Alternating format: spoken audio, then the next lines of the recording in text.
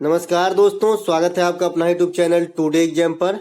दोस्तों, आप लोगों के ही फरमाइश पे ये एसएससी एमटीएस के ऊपर पहला प्रैक्टिस सेट का वीडियो आप लोगों के लिए। दोस्तों, जैसा कि अभी एसएससी एमटीएस का फॉर्म जो है अभी तक भराया जा रहा है।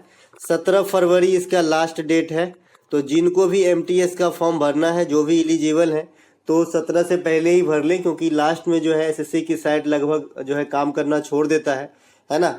तो अभी से ही हम आपको एक अच्छे तैयारी की तरफ ले जाएंगे और रोजाना एमटीएस के ऊपर एक वीडियो आपको प्रोवाइड कराएंगे, ताकि आपको जो है एग्जाम के समय आते आते आपकी तैयारी जो है परिपक्व हो जाए। तो चलिए दोस्तों, शुरू करते हैं। और जैसा कि आप जानते हैं कि मैं एक्स्ट्रा फैक्ट के साथ ही पढ़ाता हूं, तो सभी प्रश्नों को हम एक्स्ट्रा फैक्ट के साथ ही पढ़ेंगे, ताकि अधिक से अधिक प्रश्न कवर हो पाए और एक सिस्टेमेटिक ढंग में जो है चीजों को समझ पाए। तो चलिए शुरू करते हैं। पहला प्रश्न है हमारा, निम्नलिखित में से कौन सा घास का मैदान वेनेजुएला में पाया जाता है।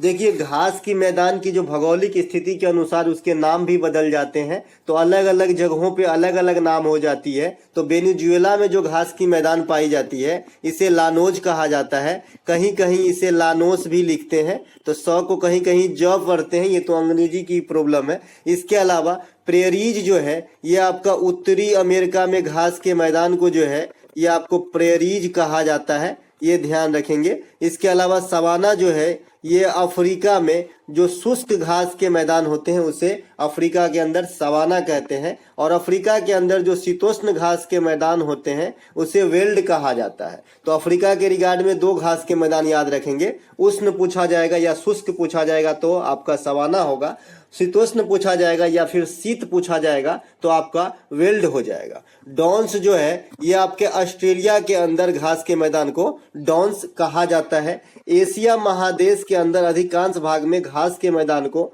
स्टेपी कहा जाता है। ठीक है, तो ये सभी बातों को आपको ध्यान रखते हुए चलना है घास के मैदान के क्षेत्र में। यह आपका एसएससी सीएचएसएल 2019 में पूछा गया प्रश्न है। अगला प्रश्न है हमारा, आंख में जाने वाले प्रकाश की मात्रा को नियंत्रण करने का काम कौन सा अंग करता है। आंख के रिलेशन में, मतलब आंख में कौन सी पार्ट जो है आपको प्रकाश को जो है नियंत्रण करता है। आपने अमल किया होगा कि जब आप अंधेरे से अचानक प्रकाश में आ जाओ फिर भी आंख आपका बंद हो जाता है, और जब बहुत सारे प्रकाश से अंधेरे में जाओ फिर भी थोड़ा सा आंख झपकता है। ये क्यों होता है? तो जो आंख जो है हमेशा आपका जिस लाइट में रहा था पहले उसी में रहना चाहता है। उससे जैसे ही बैलेंस बिगड़ता है, वो पहले पलक झपका के जो है बैलेंस बनाता है, और ये काम कौन करता है? तो ये आयरिस करता है। ऑप्शन नंबर बी यहाँ पे राइट आंसर हो जाएगा। जो प्रकाश का बैलेंस नियंत्रण करता है आपके आंख के अंदर, ये है आपका आयरिस।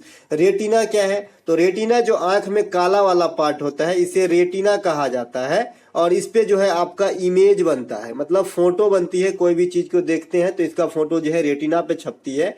रेटिना पे जो बना हुआ फोटो है ये किस प्रकार का होता है? तो ये तो रियल इमेज बनता है, वास्तविक बनता है, और उल्टा बनता है। कभी भी रेटिना पे बना प्रतिबिंब सीधा मत लगा देना एग्जाम में, क्योंकि ये भी पूछा जाता है कि रेटिना पे बना प्रतिबिंब की प्रकृति क्या होती है। तो रियल और उल्टा होता है, और वस्तु से छोटा भी होता है।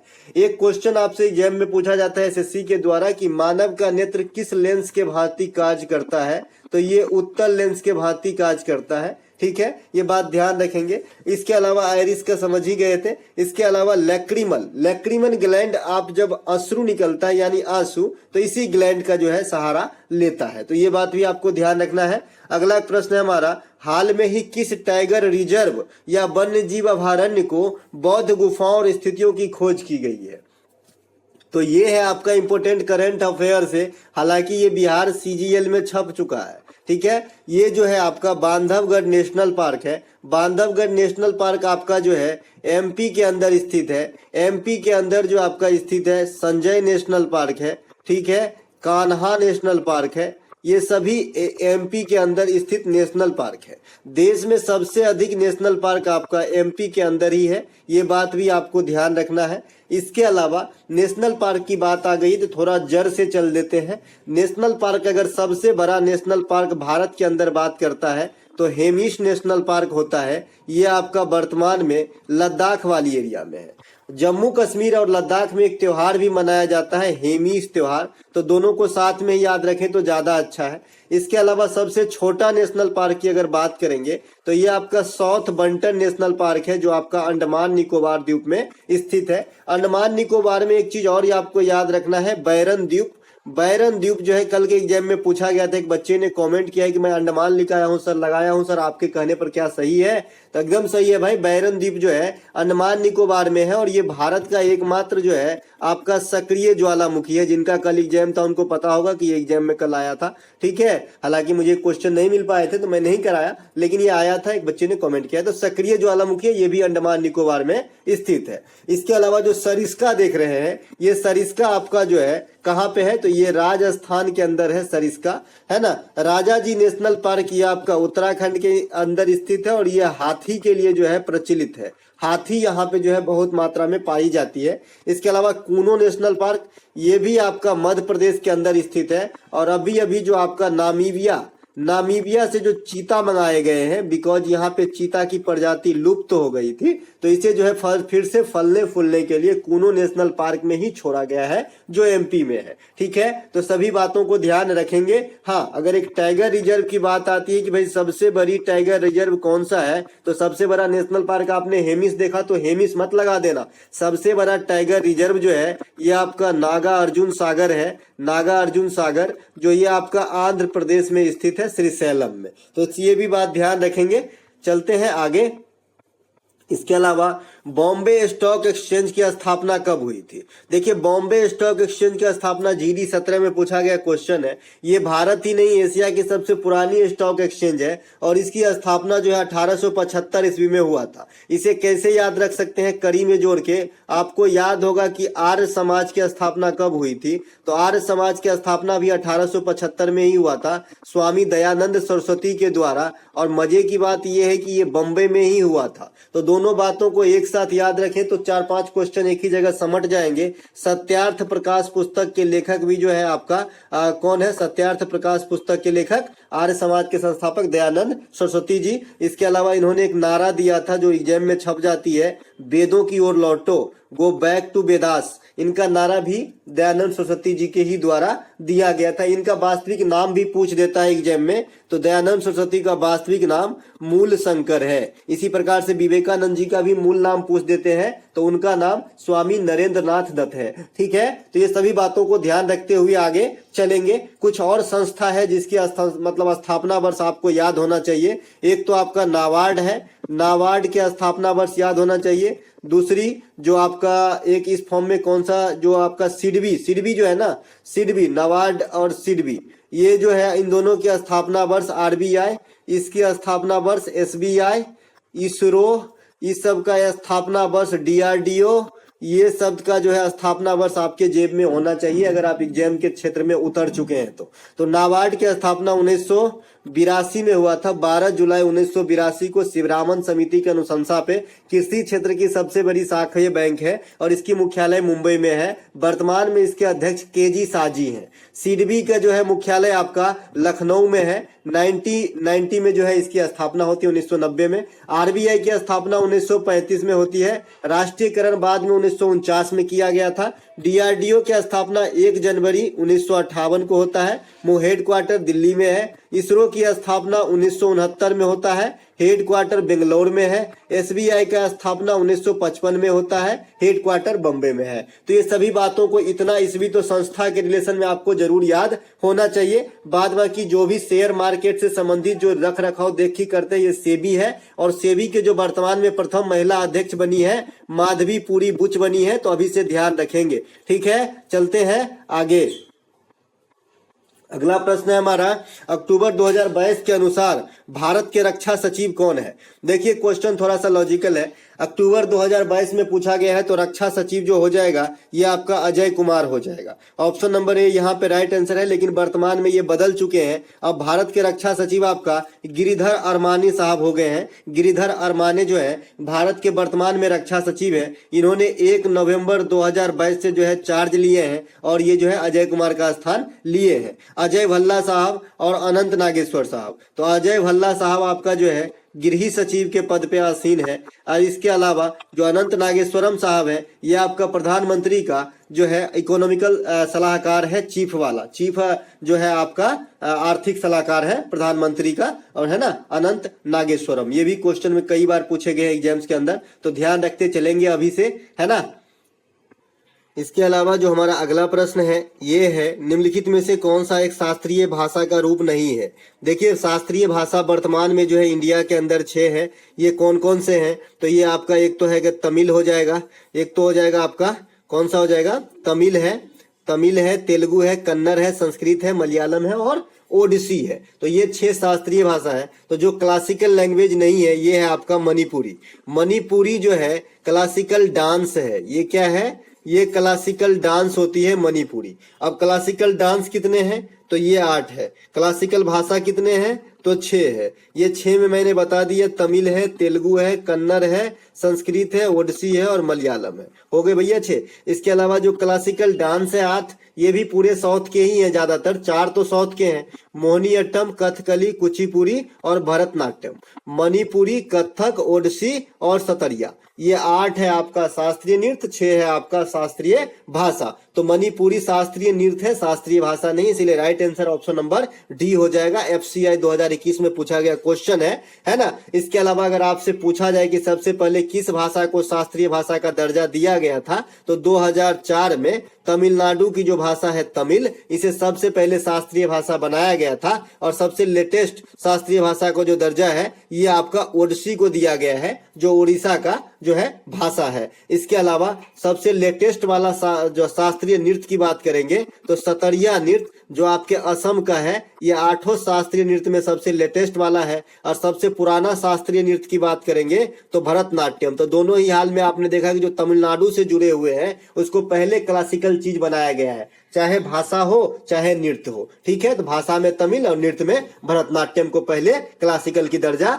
दी गई थी। अगला प्रश्न है हमारा, उपजाऊ के दृष्टिकोण से आदर्श मिट्टी का पीएच मान क्या होना चाहिए। देखिए जो पीएच का वैल्यू होता है ना, जो पीएच होता है ना, इससे हम अम्लीयता और क्षारीयता का पता लगाते हैं और इसको हम 7 के एवज में तौलते हैं, ठीक है। अगर 7 से कम है तो इसे हम एसिडिक कहते हैं, और 7 से अधिक है तो इसे हम अल्कलाइन कहते हैं या क्षारीय कहते हैं, ठीक है। तो जो एक आदर्श मिट्टी उपजाऊ हेतु, एक उपजाऊ मिट्टी का जो पीएच वैल्यू होनी चाहिए, आपके जो वैज्ञानिक वगैरह मिट्टी का टेस्टिंग करते हैं तो सबसे पहले पीएच ही देखता है कि भाई इसका पीएच कितना है।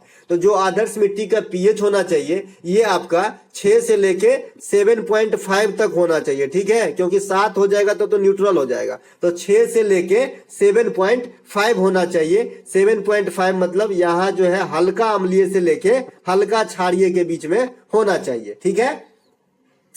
अब देखिए अगर मान लीजिए कि जो है किसी मिट्टी की जो पीएच मान बहुत कम हो गया है, इसका मतलब क्या है, अम्लीय हो गया है। 7 से कम होती है तो भैया अम्लीय, 7 से अधिक होती है तो क्षारीय। 7 से जितना ज्यादा कम रहेगा उतना प्रबल अम्ल होगा। मान लीजिए किसी का पीएच 1 है तो बहुत ज्यादा अम्लीय है, किसी का पीएच 6 है तो थोड़ा सा अम्लीय है, ठीक है, किसी का पीएच 8 है तो थोड़ा सा क्षारीय है, और किसी का पीएच 14 है तो बहुत ज्यादा क्षारीय है, और किसी का पीएच जब 7 है तो ये उदासीन है। शुद्ध जल जो है आपका उदासीन होता है, तो ये बात भी ध्यान रखेंगे।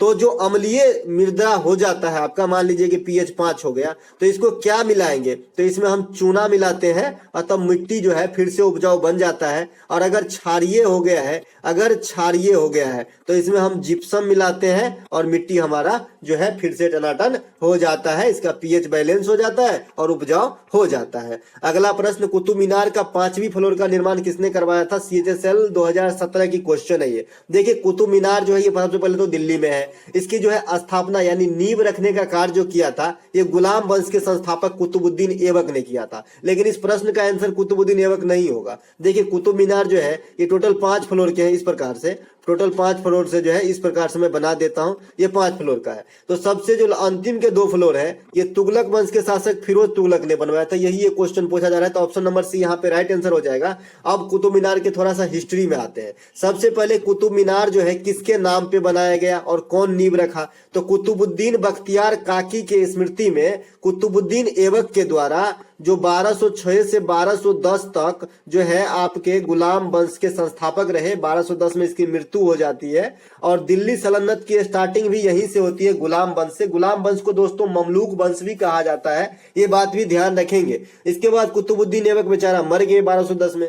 इसके अलावा जो अधूरा काम रह गया अभी तक तो जो कुतुब मीनार बन के तैयार नहीं हुआ था, खाली नींव रखा गया था, ईटा उटा थोड़ा सा गाड़ दिया था, है ना, पूजा पाठ हो गई थी, बना नहीं था। इल्तुतमिश ने बनवाया, ठीक है। इसके बाद जब तुगलक वंश का शासन आया तो फिरोज शाह तुगलक उसमें थोड़ा सा रिजुविनेट करा के थोड़ा सा और जो फ्लोर जुड़वा दिया। तो यहाँ पे right answer option number C हो जाएगा, ठीक है। इसके अलावा इल्तुतमिश की जो पुत्री है रजिया, ये आपके भारत में प्रथम महिला शासिका बनी थी, ये बात भी आपको ध्यान रखना है। इसके अलावा एक प्रश्न यहाँ पे है, प्रसिद्ध पुस्तक the little book of India के लेखक कौन है? तो the little book of India के लेखक जो है ये आपका रस्किन बॉन्ड है। रस्किन बॉन्ड भी जाने माने राइटर हैं जो आपके इंडिया के रिलेशन में काफी कुछ लिखता रहता है और एसएससी जो है 2-4 राइटर के किताब पकड़ के रखते हैं। एक तो रस्किन बॉन्ड है, एक शशि थरूर है, एक रामचंद्र गुहा है, एक बीएस नैपाल है। इन चारों के किताब के अलावा बहुत कम आपको देखने को मिला होगा नया किताब में कि इसके राइटर पूछे गए हैं, ठीक है, खंगाल लीजिएगा। तो ये जो है आपका रस्किन बॉन्ड का पुस्तक है the little book of India, तो यहाँ पे option number C right answer हो जाएगा। इसके अलावा रामचंद्र गुहा का भी फेमस पुस्तक है ना, गांधी बिफोर इंडिया, है ना, ये सब जो पुस्तक है आपका रामचंद्र गुहा का है। इसके अलावा शशि थरूर के तो बहुत सारे पुस्तक है जिनमें से कुछ का नाम मैं ले लेता हूँ। एन ईरा ऑफ डार्कनेस जो है इनके सबसे फेमस पुस्तक है ना। एक अंधेरा का एक युग, इस प्रकार का इसका हिंदी हो पाएगा, है ना। इसके अलावा भी जो इसका लेटेस्ट बुक है an Ambedkar a life, Ambedkar a life जो है इनकी पुस्तक जो लेटेस्ट वाली है, इनका जो है अभी पूछा भी गया था आपके AG 3 में, अगर आपको याद हो FCI में, ठीक है। इसके अलावा पंडित एंड पंडितरी ये शशि थरूर ही लिखे हैं, तो ये बात भी आपको ध्यान रखना है। इसके अलावा चलते हैं आगे। अगला एक प्रश्न है हमारा, वर्ष 2022 में दादा साहेब फाल्के पुरस्कार 2020 निम्नलिखित में से किसे प्रदान किया गया? देखिए करंट अफेयर के अच्छे क्वेश्चन बनेंगे। दादा साहेब फाल्के पुरस्कार की शुरुआत 1969 में होती है और अभी मैंने बताया था 1969 में एक चीज हमारे साथ पढ़ने का एक यही सबसे बेहतर तरीका है आपको कि एक चीज में कई चीज आप जोड़ते चलो। 1969 में इसरो की स्थापना हुआ था, बंधु याद दिला दिया, ठीक है। तो 1969 में दादा साहेब फाल्के पुरस्कार की भी शुरुआत होती है और ये भारतीय सिनेमा के सबसे बड़े पुरस्कारों में से है, ठीक है। सिनेमा के क्षेत्र में जो दिया जाता है ये जो है इससे बड़ा पुरस्कार कोई सा भी नहीं है भारतीय सिनेमा में, ठीक है। तो ये बात भी ध्यान रखेंगे। तो ये आपका 2020 हेतु जो 2022 में प्रदान की जाने की घोषणा की गई है, ये आशा पारेख को दिया जाएगा, ठीक है। इससे पहले जो आपको मिला था ये रजनीकांत साहब को 2019 के लिए मिला था और 2018 के लिए जो है अमिताभ बच्चन साहब को दिया गया था। तो ये सभी बात ध्यान रखेंगे। उससे पहले विनोद खन्ना, उससे पहले राजेश खन्ना, ऐसे चलता रहा, मतलब 2-3 आपको याद रखना है। तो जो लेटेस्ट वाला है ये आशा पारेख को, फिर रजनीकांत को, फिर जो है आपका अमिताभ बच्चन को। स्थापना होती है 1969 में और इससे जो है ये सिनेमा क्षेत्र में दिया जाने वाला भारत के अंदर सबसे बड़ा पुरस्कार है। वैसे ही आपने एक ऑस्कर का नाम सुना होगा, ये भी जो है आपका सिनेमा विनेमा के क्षेत्र में दिया जाता है। तो ऑस्कर की शुरुआत 1929 ईस्वी में हुआ था, ये बात भी आपको ध्यान रखना है। दादा साहब फाल्के 1969, ऑस्कर जो है 1929। अगला प्रश्न है, निम्नलिखित में से कौन सी हड्डी कान में नहीं पाई जाती? भैया CGL की क्वेश्चन है ये CGL की क्वेश्चन है और अच्छे बच्चे जो है गलती करके आ गए, ठीक है। तो देखिए कान में जो है बेसिकली 6 हड्डी पाए जाते हैं। तो 6 हड्डी में से मैलियस होते हैं, इनकस होते हैं और स्टेपिस होते हैं। लेकिन उरू जो है भाई, उरू जो है ये हड्डी आपके जांघ में पाया जाता है, जिसे अंग्रेजी में फीमर कहते हैं। यहीं पर फीमर लिखा होता तो सब जान जाता है ना। SSC कभी कभी हिंदी में आपको लैंग्वेज से भी मारता है, तो आप अंग्रेजी देख लिया करें, ठीक है। तो फीमर जो है आपको उरू को ही बोला जाता है और ये मानव शरीर के सबसे लंबी हड्डी होती है, ये बात भी आपको ध्यान रखना है। इसी प्रकार से जो ऑप्शन में स्टेपिस दिख रहे हैं ये कान के अंदर होती है और ये मानव शरीर की सबसे छोटी हड्डी होती है, ठीक है। हड्डी टोटल कितने होते हैं? एक वयस्क में, एक युवा में 206, नवजात में हड्डी 300 तक हो सकती है। इसके अलावा हड्डी के अध्ययन को क्या कहा जाता है? ऑस्टियोलॉजी कहा जाता है। क्या कहा जाता है? ऑस्टियोलॉजी। क्या कहा जाता है? हड्डी के अध्ययन को। हड्डी किसका बना होता है भाई? कैल्शियम और फास्फोरस का। इसके अलावा जो आपका हड्डी से संबंधित एक आता है कि हड्डी से हड्डी के जोड़ को, बोन टू बोन को जोड़ेंगे तो इसे कहते हैं लीगामेंट। क्या कहते हैं? लीगामेंट कहते हैं। और बोन से मांसपेशिया को जोड़ेंगे तो इसे टेंडन कहते हैं। ठीक है, दोनों बात ध्यान रखते चलते हैं आगे। अगला प्रश्न है, भारतीय पुरातत्व का जनक किसे कहा जाता है? देखिए, भारतीय पुरातत्व का जनक जो है अलेक्जेंडर कनिंघम को कहा जाता है। ऑप्शन नंबर सी इस क्वेश्चन के लिए राइट आंसर है। आपको पता होगा कि हड़प्पा सभ्यता की जो है खोज से बहुत सारे गुत्थी सुलझ गए दुनिया में, है ना। तो हड़प्पा में जो सबसे पहले शहर को खोजा, ये हड़प्पा को ही खोजा, है ना। इन्हीं के नाम पे इनका जो है हड़प्पा सभ्यता ही बोला जाने लगा। हालांकि इसे सिंधु घाटी की सभ्यता बोले जाते हैं और अंग्रेजी में इंडस वैली बोले जाते हैं। ठीक है, तो दयाराम सहनी जो है हड़प्पा की खोज कब किए थे? 1921 में। उसके बाद राखाल दास बनर्जी जो है आपका 1922 में। मोहनजोदारो का आपने पिक्चर भी देखा होगा, ऋतिक रोशन का है, बहुत अच्छा एक सॉन्ग है उसके अंदर, है ना।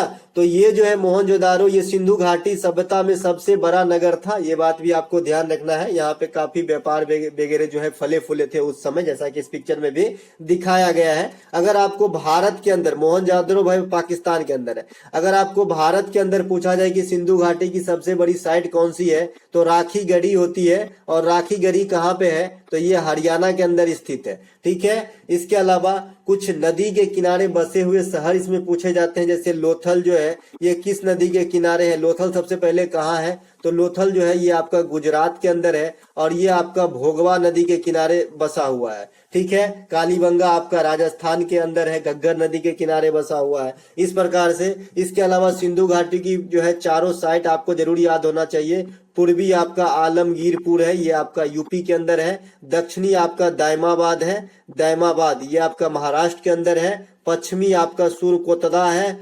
सुरकोतदा आपका पाकिस्तान के अंदर है। और उत्तरी आपका मांडा जम्मू कश्मीर के अंदर है। ये सिंधु घाटी सभ्यता का अंतिम छोर है, पूर्वी पश्चिमी उत्तरी दक्षिणी। ठीक है, यहाँ तक माना गया है। ठीक है, इसके अलावा जो मैक्स मूलर देख रहे हैं, ये आर्यों को आर्य कह के संबोधित करने वाला प्रथम आदमी थे मैक्स मूलर, तो इसे भी ध्यान रखेंगे। ठीक है, और चारों का तो पहले ही वर्णन हो चुका है। तो चलते हैं आगे। अगला प्रश्न है, निम्नलिखित में से कौन सी संरचना तुगलक काल का नहीं है? देखिए, फिरोज शाह कोटला ये मैदान का नाम है ना। इसका नाम भी बदल दिया गया है, अरुण जेटली कर दिया गया है। तुगलकाबाद रेलवे इंजन सब पे आपने तुगलकाबाद लिखा हुआ देखा होंगे। इसके बाद खिड़की मस्जिद, ये भी आपका तुगलक काल की देन है। जामा मस्जिद जो है ये मुगल काल की देन है। तो यहाँ पे right answer option number D हो जाएगा। ठीक है, जामा मस्जिद जो है तुगलक ने नहीं बनवाया था, ये मुगल काल की संरचना है। तो ऑप्शन नंबर डी यहाँ पे राइट आंसर हो जाएगा। दिल्ली सल्तनत पे जो 5 वंश शासन किया उसमें सबसे पहले गुलाम है, फिर आपका खिलजी है, फिर है तुगलक। और तुगलक जो है ये सबसे ज्यादा दिन तक शासन किया था। ठीक है, दिल्ली सल्तनत पे 5 वंश में, तो इससे ध्यान रखेंगे, है ना। इसके अलावा जो तैमूर लंग का आक्रमण होता है ये भी आपसे पूछा जाता है। तो तैमूर लंग का जो आक्रमण हुआ था इंडिया में 1398 ईस्वी में, उस समय भारत पर यानी दिल्ली पर कहिए या भारत पर कहिए नसीरुद्दीन मोहम्मद तुगलक की शासन चल रहे थे, यानी तुगलक वंश के शासन चल रहे थे।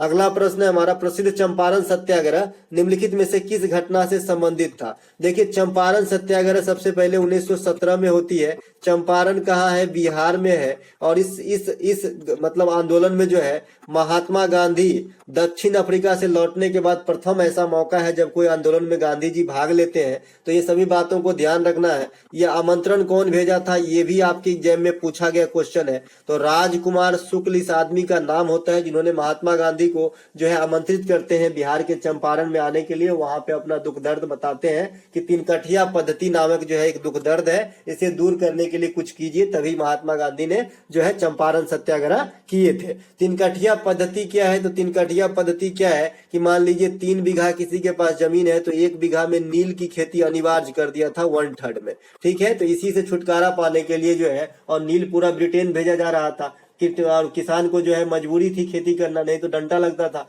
तो ये सब का जो है डर से ये मतलब आंदोलन छिड़ा और महात्मा गांधी को इन्वाइट किया और बाद में ये आंदोलन सफल रहा था और यहाँ तक कि ये चीज ये आंदोलन मतलब ये जो पद्धति था उसे भी समाप्त किया गया था। ठीक है, असहयोग आंदोलन भी गांधी जी से ही जुड़े हुए हैं, 1920 में स्टार्ट किए थे और 1922 में चौरा चौरी हत्याकांड होता है जिससे आपका जो है असहयोग आंदोलन को रिवर्ट वापस लेना पड़ता है। बंगाल विभाजन के नायक जो है इंडिया में लॉर्ड कर्जन है और ये आपका 1905 में होता है, पूर्वी बंगाल और पश्चिमी बंगाल में विभाजन। इस बंगाल विभाजन के समय कौन सी आंदोलन चली थी ये भी क्वेश्चन आपके एग्जाम में आ चुके हैं, तो उस समय स्वदेशी आंदोलन चलाया गया था। ठीक है, ध्यान रखेंगे 1905 में। संविधान सभा के अस्थायी अध्यक्ष के रूप में किसे चुना गया? देखिए, संविधान सभा की प्रथम बैठक 9 दिसंबर 1946 को होती है और इस बैठक में जो है अस्थायी रूप से जो है आपका चुना गया था अध्यक्ष को, ये थे आपका डॉक्टर सच्चिदानंद सिन्हा जी। तो ये आपका अस्थायी है, टेम्पररी है, लेकिन यहाँ पे अस्थायी पूछ रहा है तो ऑप्शन नंबर ए नहीं होगा।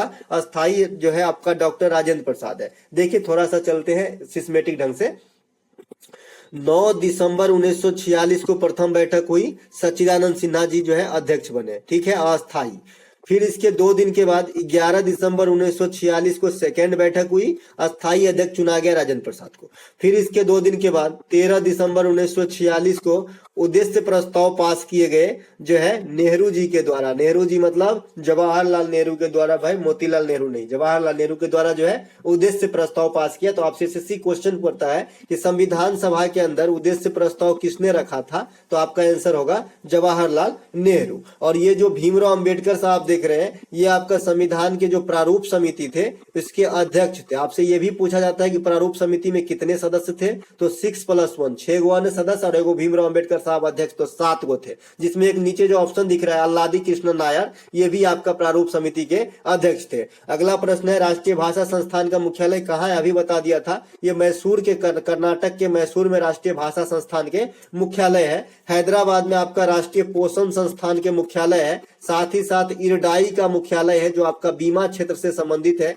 इरडाई। तो इनका भी जो है मतलब क्या मुख्यालय जो है आपका हैदराबाद में ही स्थित है। ठीक है, इसके अलावा चलते हैं अगला प्रश्न हमारे, इनमें से कौन सी घटना महात्मा गांधी के साथ संबंधित नहीं है? देखिए, फिनिक्स फार्म की स्थापना गांधी जी दक्षिण अफ्रीका में किए थे, तो एकदम सही है। इसके बाद नटाल कांग्रेस की स्थापना गांधी जी किए थे दक्षिण अफ्रीका के अंदर, ये दोनों काम दक्षिण अफ्रीका के अंदर किए थे, ये भी सही है। चंपारण सत्याग्रह अभी बात कर लिया, 1917 में गांधी जी के प्रथम सत्याग्रह थे, व्यक्तिगत रूप मतलब प्रत्यक्ष रूप से इंडिया के अंदर दक्षिण अफ्रीका से लौटने के बाद, तो ये भी सही है। स्वराज पार्टी की स्थापना में जो है गांधी जी का कोई रोल नहीं है। स्वराज पार्टी की स्थापना 1923 में होती है मोतीलाल नेहरू और चित्तरंजन दास के द्वारा, है ना, चित्तरंजन दास के द्वारा, और इसकी अध्यक्षता जो है चित्तरंजन दास अपने हाथ में रखते हैं। तो आपका right answer option number D हो जाएगा। स्वराज पार्टी से जो है महात्मा गांधी का ताल्लुक नहीं है। अगला प्रश्न, निम्नलिखित में से कौन सा त्योहार तेलंगाना का प्रमुख त्योहार है? देखिए, तेलंगाना का जो प्रमुख त्योहार है ये आपका अभी एसएससी जीडी में भी धूम मचाया, फेज 10 में भी पूछा गया था बहुत बार, तो बोनालू और बथुकम्मा ये दोनों आपका तेलंगाना का प्रमुख त्योहार है। एक मेदराम यात्रा मेला भी है आपका तेलंगाना का प्रमुख त्योहार, तो तीनों ध्यान रखेंगे। मेदराम यात्रा जो है ये सेकेंड सबसे बड़ा मेला है इंडिया के अंदर कुंभ मेला के बाद, और बथुकम्मा को जो है फूलों का त्योहार कहा जाता है। क्या कहा जाता है? फूलों का त्योहार कहा जाता है आपको, किसको? बथुकम्मा को। तो ये बात भी ध्यान रखेंगे। त्रिशूर पूरम और विशु ओनम ये सब जो है आपका कहाँ का है? केरल का जो है प्रमुख त्योहारों में से है। अगला है हमारा फीफा 2026 का आयोजन कहाँ प्रस्तावित है? तो दोस्त देखिए, फीफा 2022 जो हुआ है ये आपका कहाँ पर हुआ है? कतर में हुआ। विजेता कौन रहा? अर्जेंटीना। उप विजेता कौन रहा है? फ्रांस।